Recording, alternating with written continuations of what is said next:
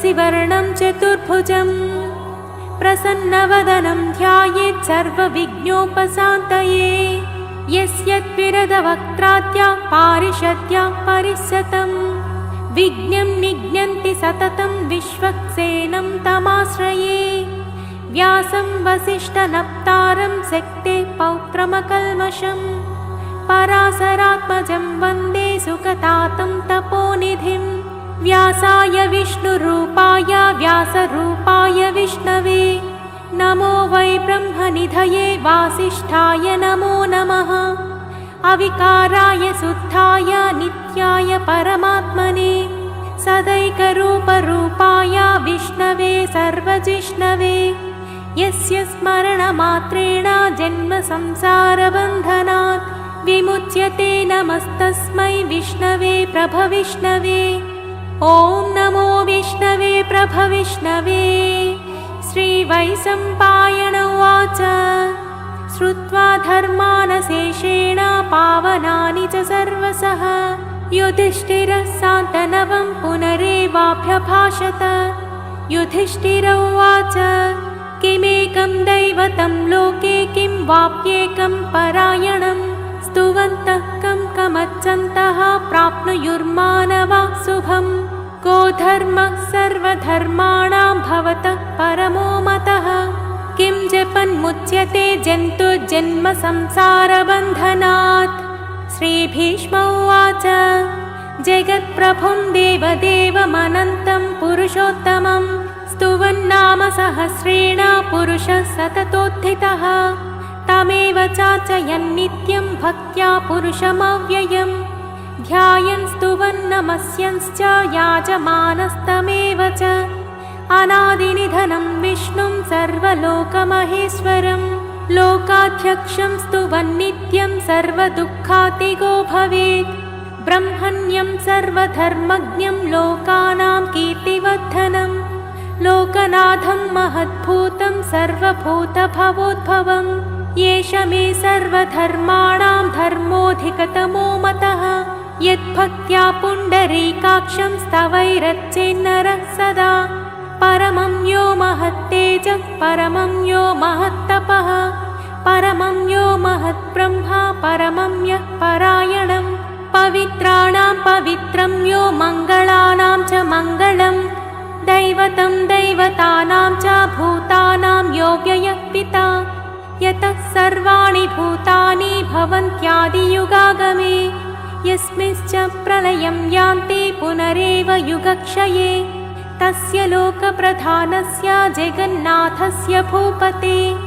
विष्णोर्नाम सहस्रं मे शृणु पापभयापहम्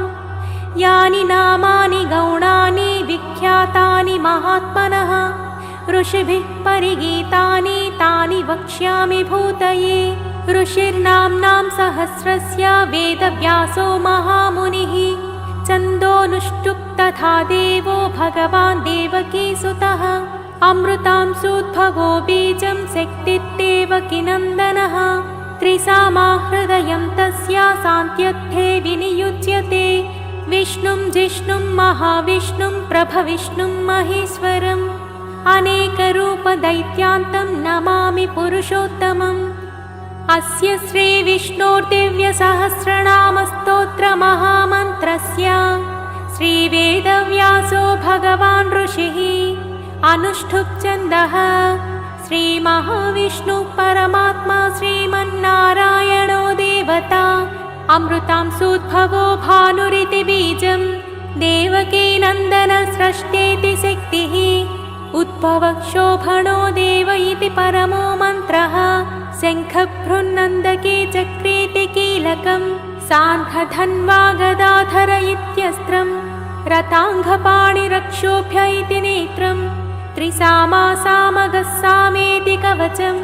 आनन्दं परब्रह्मेति योनिः ऋतुः सुदर्शनः काल इति दिग्बन्धः श्रीविश्वरूप इति ध्यानं श्रीमहाविष्णुप्रीत्यर्थे सहस्रनाम जपे विनियोगः ध्यानम् क्षीरोदन्मत्प्रदेशे शुचिमणिविलसत्सैकते मौक्तिकानां माला क्लुप्तासनस्थः स्फटिकमणिनिभैर्मौक्तिकैर्मण्डिताङ्गः शुभ्रैरभ्रैरदभ्रैरुपरि विरचितैर्मुक्तपीयूषवशैः आनन्देन पुनीयादरिनलिनगदां शङ्खपाणिर्मुकुन्दः भूपादौ यस्य नाभिर्वियदसुरनिलश्चन्दसूर्यौ च नेत्रे कर्णावासा शिरोध्वैर्मुखमपि दहनो यस्य वास्तेयमब्धिः अन्तस्थं यस्य विश्वं सुरनरखगगो भोगि गन्धर्वदैत्यैः चित्रं रम्यते तं त्रिभुवनवपुषं विष्णुमीशं नमामि। ॐ श्रीभगवते वासुदेवाय। शान्ताकारं भुजगशयनं पद्मनाभं सुरेशं विश्वाकारं गगनसदृशं मेघवर्णं शुभाङ्गं लक्ष्मीकान्तं कमलनयनं योगिहृद्धान्नगम्यं वन्दे विष्णुं भवभयहरं सर्वलोकैकनाथं मेघश्यामं पीतकौसेयवासं श्रीवत्साङ्कं कौस्तुभोद्भासिताङ्गं पुण्योपेतं पुण्डरीकायताक्षं विष्णुं वन्दे सर्वलोकैकनाथम्। नमः समस्तभूतानामादिभूताय भूभृते अनेकरूपरूपाय विष्णवे प्रभविष्णवे सशङ्खचक्रं सकिरीटकुण्डलं सपीतवस्त्रं सरसीरुहेक्षणं सहारवक्षस्थलशोभिकौस्तुभं नमामि विष्णुं शिरसा चतुर्भुजम्। छायायां पारिजातस्य हेमसिंहासनोपरि आसीनमम्बुदस्याममायताक्षमलङ्कृतं चन्द्राननं चतुर्बाहुं श्रीवत्साङ्कितवक्षसं रुक्मिणी सत्यभामाभ्यां सहितं कृष्णमाश्रये। ॐ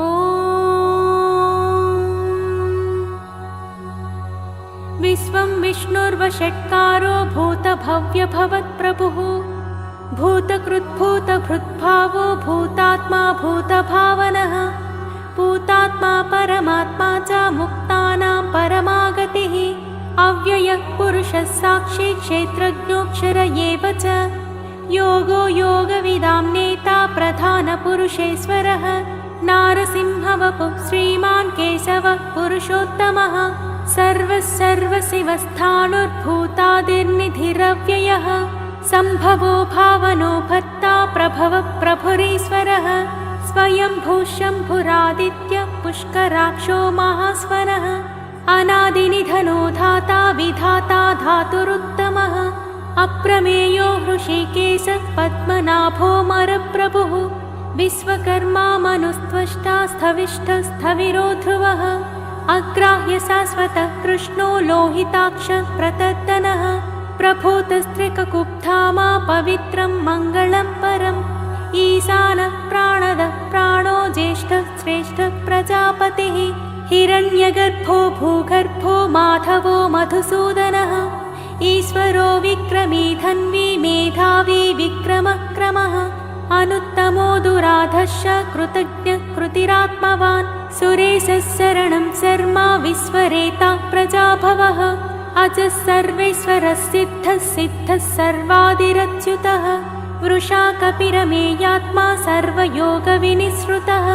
वसुर्वसुमनः सत्यः समात्मा संमितः समः अमोघः पुण्डरीकाक्षो वृषकर्मा वृषाकृतिः रुद्रो बहुशिरा बभ्रुर्विश्वयोनिः शुचिस्रवाः अमृतः शाश्वतस्थाणुर्वरारोहो महातपाः सर्वगः सर्वविद्भानुर्विश्वक्सेनो जनार्दनः वेदो वेदविदव्यङ्गो वेदाङ्गो वेदवित्तविः लोकाध्यक्षः सुराध्यक्षो धर्माध्यक्षः कृताकृतः चतुरात्मा चतुर्व्यूहश्चतुर्धंष्ट्रचतुर्भुजः भ्राजिष्णुर्भोजनं भोक्ता सहिष्णुर्जगदादिजः अनघो विजयो जेता विश्वयोनिः पुनर्वसुः उपेन्द्रो वामनः प्रांशुरमोघः शुचिरुचितः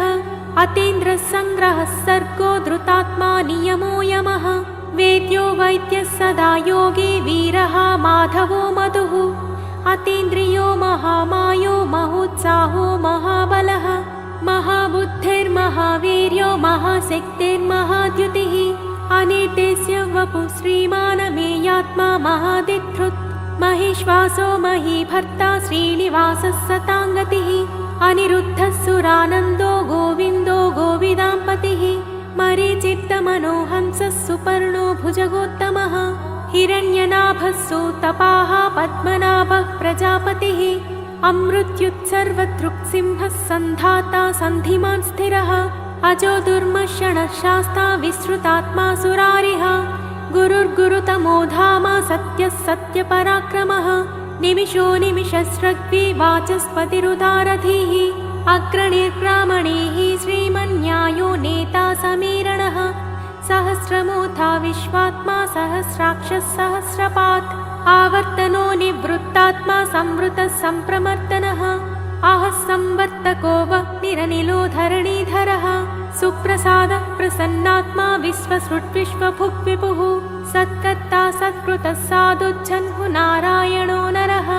असंख्येयो प्रमेयात्मा विशिष्टः शिष्टकृच्छुचिः सिद्धार्थः सिद्धसङ्कल्पः सिद्धिदसिद्धिसाधनः वृषा हि वृषभो विष्णुर्वृषपर्वा वृषोदरः वर्धनो वर्धमानश्च विवक्तः श्रुतिसागरः सुभुजो दुर्धरो वाग्मी महेन्द्रो वसुदो वसुः नैकरूपो बृहद्रूपः सिपिविष्टः प्रकाशनः ओजस्तेजोद्युतिधरः प्रकाशात्मा प्रतापनः बुद्धस्पष्टाक्षरो मन्त्रश्चन्द्रांशुर्भास्करद्युतिः अमृतांशोद्भवो भानुः ससबिन्दुः सुरेश्वरः औषधं जगतः सेतुः सत्यधर्मपराक्रमः भूतभव्यभवन्नादः पवनः पावनो नलः कामः कामकृत्कान्तः कामः कामप्रदः प्रभुः युगादिकृत्युगावर्तो नैकमायो महासनः अदृश्यो व्यक्तरूपश्च सहस्रजिदनन्तजित् इष्टो विशिष्टः शिष्टेष्टः शिखण्डी नहुषो वृषः क्रोधः क्रोधकृत्कर्ता विश्वबाहुर्महीधरः अच्युतः प्रतिदः प्राणः प्राणदो वासवानुजः अपां निधिरधिष्ठानमप्रमत्तः प्रतिष्ठितः स्कन्दः स्कन्दधरो धुर्यो वरदो वायुवाहनः वासुदेवो बृहद्भानुरादिदेवः पुनन्दरः अशोकस्तारणस्तारासूरः सौरिज्जनेश्वरः अनुकूलः सतावर्तः पद्मी पद्मनिभेक्षणः पद्मनाभोरविन्दाक्षः पद्मगर्भः शरीरभृत् महर्तिर्वृद्धो वृद्धात्मा महाक्षो गरुडध्वजः अतुलः सरभो भीमः समयज्ञो हरिर्हरिः सर्वलक्षणलक्षण्यो लक्ष्मीवान् समितिञ्जयः विक्षरो रोहितो मार्गो हेतुर्दामोदरः सहः महीधरो महाभागो वेगवानमितासनः उद्भवक्षोभणो देव श्रीगर्भः परमेश्वरः करणं कारणं कर्ता विकर्ता गहनो गुहः व्यवसायो व्यवस्थानः संस्थानः स्थानदो ध्रुवः परत्ते परमस्पष्टस्तुष्टः पुष्टः सुभेक्षणः रामो विरामो विरजो मार्गो नेयो नयो नयः वीरः शक्तिमतां श्रेष्ठो धर्मो धर्मविदुत्तमः वैकुण्ठः पुरुषः प्राणः प्राणदः प्रणवः पृथुः हिरण्यगर्भः शत्रुघ्नो व्याप्तो वायुरथोक्षजः ऋतुः सुदर्शनः कालः परमेष्ठे परिग्रहः उग्रः संवत्सरो दक्षो विश्रामो विश्वदक्षिणः विस्तारस्थावरस्थाणुः प्रमाणं बीजमव्ययम् अर्थोऽनर्थो महाकोशो महाभोगो महाधनः अनिर्विन्नस्थविष्टो भूधर्मयूपो महामकः नक्षत्रनेमिर्नक्षत्री क्षमः क्षामः समीहनः यज्ञयुज्यो महिज्यश्च क्रतुः सत्रं सताङ्गतिः सर्वदर्शी विमुक्तात्मा सर्वज्ञो ज्ञानमुत्तमम् सुव्रतः सुमुखः सूक्ष्मः सुघोषः सुखदः सुहृत् मनोहरो जितक्रोधो वीरबाहुर्विदारणः स्वापनस्ववसो व्यापी नैकात्मा नैककर्मकृत् वत्सरो वत्सलो वत्सी रत्नगर्भो धनेश्वरः धर्मगुप्धर्मकृद्धर्मे सदसत्करमक्षरम् अविज्ञाता सहस्रांशुर्विधाता कृतलक्षणः गभस्तिनेमिः सत्त्वस्तः सिंहो भूतमहेश्वरः आदिदेवो महादेवो देवेशो देवभृद्गुरुः उत्तरो गोपतिर्गोप्ता ज्ञानगम्यः पुरातनः शरीरभूतभृद्भोक्ता कपीन्द्रो भूरि दक्षिणः सोमपोमृतपः सोमः पूरिजिप्तुरु सत्तमः विनयोजयः सत्यसन्धो दासार्हः सात्वतां पतिः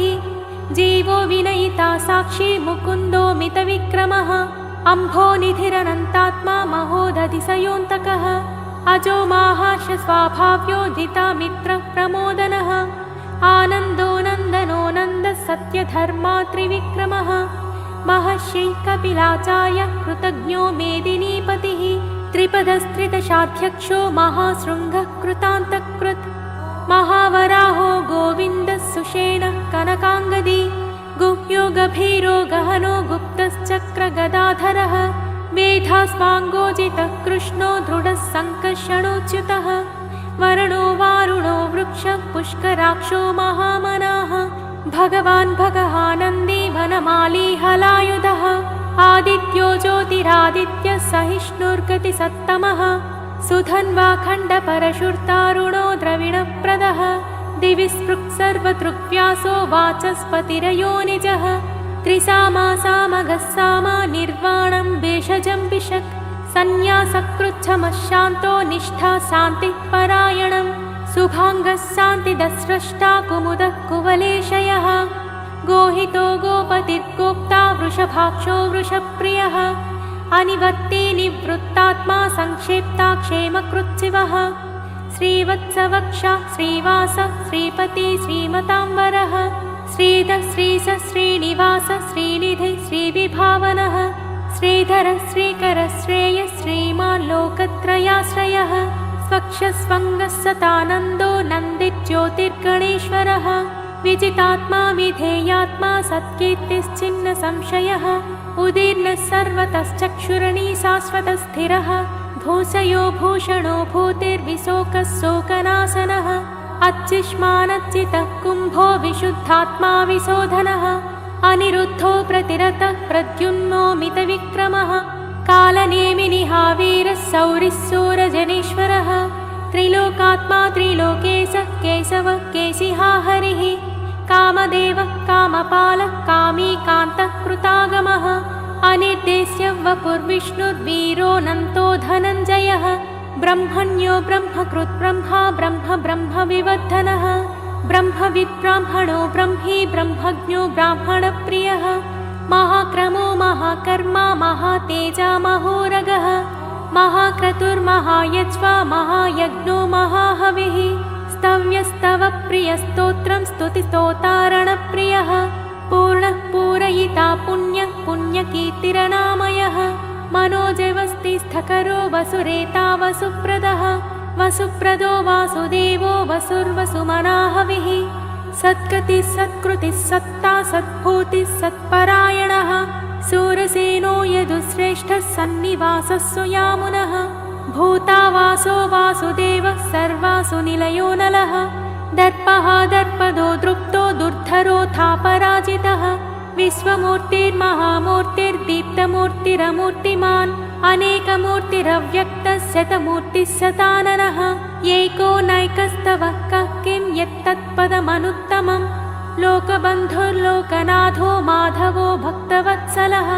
सुवर्णवर्णो हेमाङ्गो वराङ्गश्चन्दनाङ्गदी वीरः विषमाशून्यो घृतासीरचलश्चलः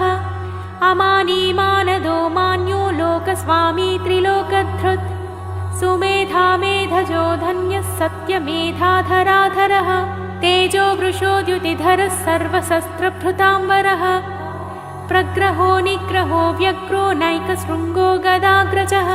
चतुर्मूर्तिश्चतुर्बाहुश्चतुर्व्यूहश्चतुर्गतिः चतुरात्मा चतुर्भावश्चतुर्वेदविदेकपात् सुमावर्तो निवृत्तात्मा दुर्जयो दुरतिक्रमः दुर्लभो दुर्गमो दुर्गो दुरावासो दुरारिः शुभाङ्गो लोकसारङ्गः सुतन्तुस्तन्तुवर्धनः इन्द्रकर्मा महाकर्मा कृतकर्मा कृतागमः उद्भवः सुन्दरः सुन्दो रत्ननाभः सुलोचनः अर्को वाजसनः शृङ्गी जयन्तः सर्वविजयी सुवर्णबिन्दुरक्षोभ्यः सर्वभागीश्वरेश्वरः महाह्रदो महागर्तो महाभूतो महानिधिः कुमुद कुमुदः कुन्दरः कुन्दपज्जन्यः पावनोऽनिलः अमृतांसोऽमृतवपुः सर्वज्ञः सर्वतोमुखः सुलभः सुव्रतः सिद्धः शत्रुजिच्चत्रुतापनः न्यग्रोधोदुम्बरो स्वत्तश्चाणूरान्ध्रनिषूदनः सहस्राच्चिः सप्तजिह्वः सप्तैधा सप्तवाहनः अमूर्तिरनघोचिन्त्यो भयत्कृद्भयनाशनः अणुर्बृहत्कृशस्थूलो गुणबृन्निर्गुणो महान् अद्रुतस्वद्रुतस्वास्थ्या प्राग्वंशो वंशवर्धनः भारभृत्कथितो योगी योगीशः सर्वकामदः आश्रमश्रमणक्षामः सुपर्णो वायुवाहनः धनुर्धरो धनुर्वेदो दण्डो दमयिता दमः अपराजितः सर्वसहो नियन्ता नियमो यमः सत्त्ववान् सात्विकः सत्यः सत्यधर्मपरायणः अभिप्रायः प्रियर्होर्हः प्रियकृत्प्रीतिवर्धनः विहाय सगतिर्ज्योतिः सुरुचिर्मुतभुग्विभुः रविर्विलोचनः सूर्यः सविता रविलोचनः अनन्तो हुतभुग्भोक्ता सुखदो नैकजोग्रजः अनिर्विण्णः सदामर्षि लोकाधिष्ठानमद्भुतः सनातनतमः कपिलः कपिरव्ययः स्वस्ति दस्वस्ति कृत्स्वस्ति स्वस्ति भुक्स्वस्ति दक्षिणः अरौद्रः कुण्डली चक्री विक्रम्योचितशासनः सिद्धातिगः शिशिरः सर्वरीकरः अक्रूरः पेशलो दक्षो दक्षिणः शमिनाम्बरः विद्युत्तमो वीतभयः पुण्यश्रवणकीर्तनः उत्तारणो दुष्कृतिः पुण्यो दुःस्वप्ननाशनः वीरः रक्षणः सन्तो जीवनं पर्यवस्थितः अनन्तरूपोऽनन्त श्रीचितमन्युर्भयापहः चतुरस्रोगभीरात्मा विदिशो व्यादिशो दिशः अनादिर्भूर्भुवो लक्ष्मीः सुवीरो रुचिराङ्गदः जननो जनजन्मादिर्भीमो भीमपराक्रमः आधारनिलयो धाता पुष्पहासः प्रजागरः ऊर्ध्वगः सत्पथाचारः प्राणदः प्रणवः प्रमाणं प्राणनिलयः प्राणभृत्प्राणजीवनः तत्त्वं तत्त्वविदेकात्मा जन्म मृत्युजरातिगः भूर्भुवस्वस्थरुस्तारः सविता प्रपितामहः यज्ञो यज्ञपतिर्यजा यज्ञाङ्गो यज्ञवाहनः यज्ञभृत्यज्ञकृत्यग्नि यज्ञभुग्यज्ञसाधनः यज्ञान्तकृत्यज्ञगुह्यमन्नमन्नादयेव च आत्मयोनिस्वयं जातो वैखानः सामगायनः देवकीनन्दनः स्रष्टा क्षितीशः पापनाशनः शङ्खबृन्नन्दकी चक्रे साङ्घधन्वा गदाधरः रथाङ्गपाणिरक्षोभ्यः सर्वप्रहरणायुधः श्रीसर्वप्रहरणायुध ॐ नम इति वनमाली गदे साङ्घी शङ्खी चक्रे च नन्दकी श्रीमान्नारायणो विष्णुर्वासुदेवोऽभिरक्षतु इतीदं कीर्तनीयस्य केशवस्य महात्मनः नाम्नां सहस्रं दिव्यानामशेषेण प्रकीर्तितं य इदं शृणुयान्नित्यं यश्चापि परिकीर्तयेत् नाशुभं प्राप्नुयात् किञ्चित् सोमुत्रेह च मानवः वेदान्तगो ब्राह्मणः स्यात् क्षत्रियो विजयी भवेत् वैश्यो धनः समृद्धः स्यात् शूद्रः सुखमवाप्नुयात् धर्मार्थी प्राप्नुयात् धर्ममर्थार्थी चार्थमाप्नुयात् कामानवाप्नुयात् कामी प्रजार्थी चाप्नुयात् प्रजाः भक्तिमान्यः सदोत्थाय शुचिस्तद्गतमानसः सहस्रं वासुदेवस्य नाम्नामेतत् प्रकीर्तयेत् यशः प्राप्नोति विपुलं याति प्राधान्यमेव च अचलां श्रियमाप्नोति श्रेयः प्राप्नोत्यनुत्तमम् न भयं क्वचिदाप्नोति वीर्यं तेजश्च विन्दति भवत्यरोगोद्युतिमान् बलरूपगुणान्वितः रोगार्तो मुच्यते रोगात् बद्धो मुच्येत बन्धनात् भयान्मुच्येत भीतस्तु मुच्येतापन्नापदः दुर्गान्यतितरत्यासु पुरुषः पुरुषोत्तमं स्तुवन्नाम सहस्रेण नित्यं भक्तिसमन्वितः वासुदेवाश्रयो मत्यो वासुदेवपरायणः सर्वपापविशुद्धात्मा याति ब्रह्म सनातनं न वासुदेवभक्तानां शुभं विद्यते क्वचित् जन्म मृत्युजरा व्याधिभयं नैवोपजायते। इमं स्तवमधीयानः श्रद्धा भक्तिसमन्वितः युज्येतात्मा सुखशान्ति श्रीधृतिस्मृतिकीर्तिभिः। न क्रोधो न च मात्सर्यं न लोभो नाशुभामतिः भवन्ति कृतपुण्यानां भक्तानां पुरुषोत्तमे। ध्वैसचन्द्रार्कनक्षत्रं खं दिशो भूर्महोदधिः वासुदेवस्य वीर्येण विधृतानि महात्मनः। ससुरासुरगन्धर्वं सयक्षोरगराक्षसं जगद्वसे वर्ततेदं कृष्णस्य सचराचरम्। इन्द्रियाणि मनोबुद्धिः सत्त्वं तेजोबलं धृतिः वासुदेवात्मकान्याहुः क्षेत्रं क्षेत्रज्ञ एव च। सर्वागमानामाचारः प्रथमं परिकल्पितः आचारप्रभवो धर्मो धर्मस्य प्रभुरच्युतः। ऋषयः पितरो देवा महाभूतानि धातवः जङ्गमाजङ्गमं चेदं जगन्नारायणोद्भवम्। योगो ज्ञानं तथा साङ्ख्यं विद्या शिल्पादिकर्म च वेदाशास्त्राणि विज्ञानमेतत् सर्वं जनार्दनात्। एको विष्णुर्महद्भूतं पृथग्भूतान्यनेकशः त्रीन् लोकान् व्याप्य भूतात्मा भुङ्क्ते विश्वभुगव्ययः। इमं स्तवं भगवतो विष्णो व्यासेन कीर्तितं पठेद्य इच्छेत् पुरुषः श्रेयः प्राप्तुं सुखानि च। विश्वेश्वरमजं देवं जगतः प्रभुमव्ययं भजन्ते ये पुष्कराक्षं न ते यान्ति पराभवम् न ते यान्ति पराभवम्। ॐ नमः इति। अर्जुन उवाच पद्मपत्रविशालाक्ष पद्मनाभसुरोत्तम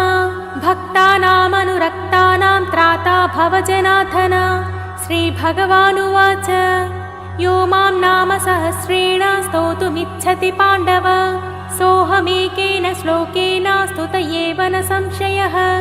स्तुत एव न संशय। ॐ नमः इति। व्यास उवाच वासनत्वासुदेवस्य वासितं ते जगत्त्रयं सर्वभूतनिवासोऽसि वासुदेव नमोऽस्तु ते। श्रीवासुदेव नमोऽस्तु ते। ॐ नमः इति। पार्वत्युवाच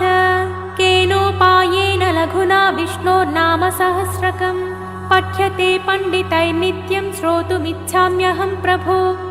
ईश्वर उवाच श्रीराम राम रामेति रमे रामे मनोरमे सहस्रनाम तत्तुल्यं रामनामवरानने रामनामवरानन। ॐ नमः इति। ब्रह्मोवाच नमोऽस्त्वनन्ताय सहस्रमूर्तये सहस्रपादाक्ष शिरोरुबाहवे सहस्रनाम्ने पुरुषाय शाश्वते सहस्रकोटियुगधारिणे नमः सहस्रकोटियुगधारिणे। ॐ नमः इति। सञ्जय उवाच यत्र योगेश्वरः कृष्णो यत्र पार्थो धनुर्धरः तत्र श्रीर्विजयो भूते ध्रुवा नीतिर्मतिर्मम। श्रीभगवानुवाच अनन्याश्चिन्तयन्तो मां ये जनाः पर्युपासते तेषां नित्याभियुक्तानां योगक्षेमं वहाम्यहम्। परित्राणाय साधूनां विनाशाय च दुष्कृतां धर्मसंस्थापनार्थाय सम्भवामि युगे युगे।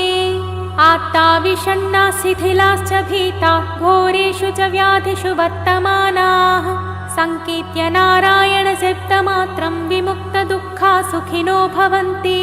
कायेन वाचा मनसेन्द्रियैर्वा बुद्ध्यात्मना वा प्रकृते स्वभावात् करोमि यद्यत् सकलं परस्मै